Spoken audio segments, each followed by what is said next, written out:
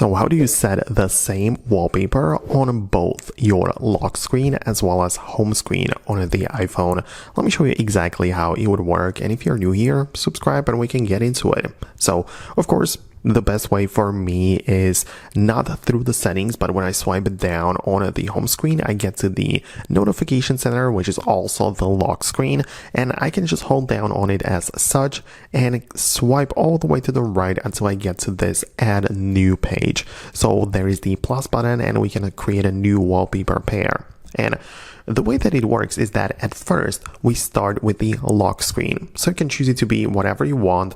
You have some prepared options, you have some featured photos from your gallery and so on. But let's say that I'm gonna go and pick like this one, the first photos as such, and there's a nice nature photo, so I'm gonna pick this one.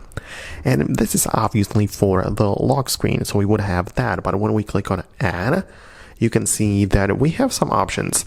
If I click on the blue button which says set as wallpaper pair, you'll see that we have the nature picture on a lock screen, and the home screen has the same image but it's blurry, right, to make the apps easier to read. So if you're happy with that, because technically it is the same image for both, but this one is slightly blurry. So if you like that, just click on the blue button to confirm it, but if not, click the button below which says customize home screen.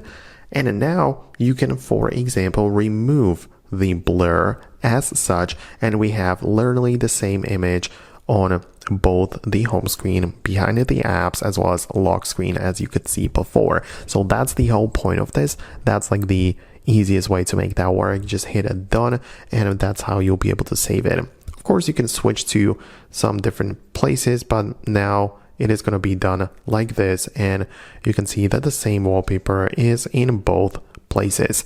So that's how it works. Let me know if you found this video helpful. Subscribe for more tips and videos like this one, and I'll see you later.